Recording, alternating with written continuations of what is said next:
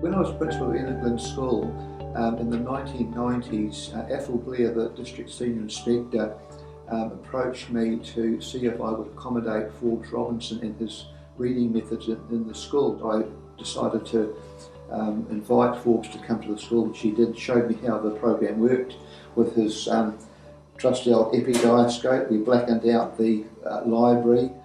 He did produce a number of publications in his time, and they're accessible from some of the libraries. The most recent one was his Reading Revolution. If we get an application from a school, they have to tell us what they would see the money being used for, and it's used for a teacher aide to deliver the program. It's used for teacher time to do the testing before and after and to oversee the program.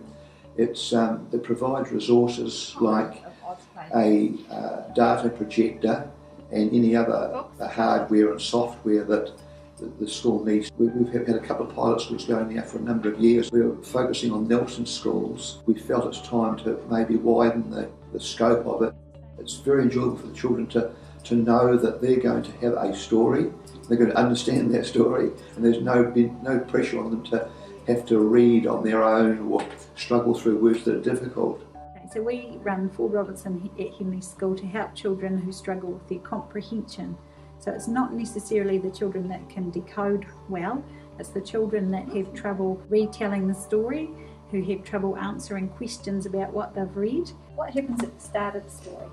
And the good thing about Forbes Robinson is that it teaches them to think more deeply. At the beginning of the program we take a running record with each of the children, and that's my role.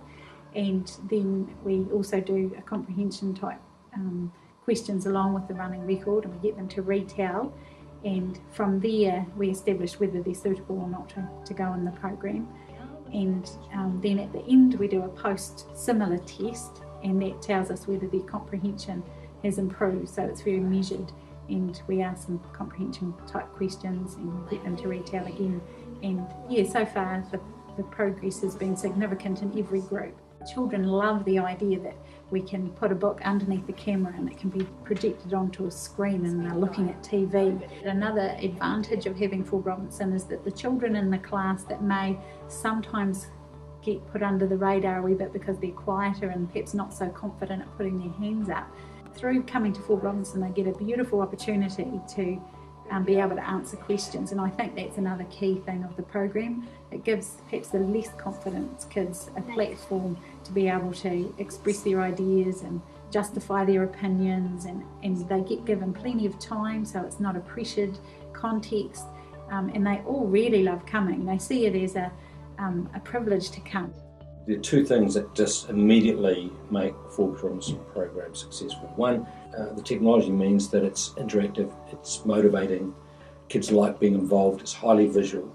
So we know that students are engaged, that's clear. And the other way that we do know that is that we have seen progress in reading, and that can be largely attributed to the intervention of the Forbes Robinson program. We actually use it as an early intervention program, primarily in the juniors, but we have trialled it in the seniors. It's used with identified students, and largely those students that need lots of vocabulary, lots of language experience.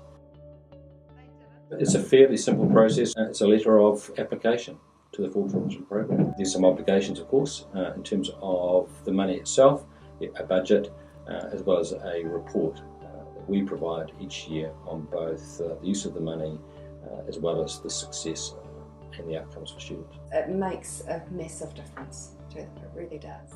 It's been totally flexible here. We've evolved with the program, and so the trustees have been alongside us during that journey.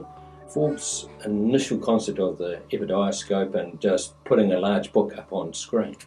I mean, now we use big books through data projection, through a data camera. It still is Forbes Robinson, it just has modern technology to make it even more engaging. I think secretly he'd be really proud of what is happening around Nelson schools with his basic principles, because it is making a difference to both kids' engagement in reading as well as their success. The application itself is just a simple 2-page application that's download off the NPA website. and send in to the trustees, which is Ron Prestige, myself, and the Guardian Trust, who are the fund holder, and then we just consider each application on its merit. There's no cut-off dates by when applications have to be in, so it's really just case by case. We do encourage applications, that's what the funds are there for. So to run the program you need a little bit of equipment, not a lot, but a little bit of equipment, so there's an equipment component usually.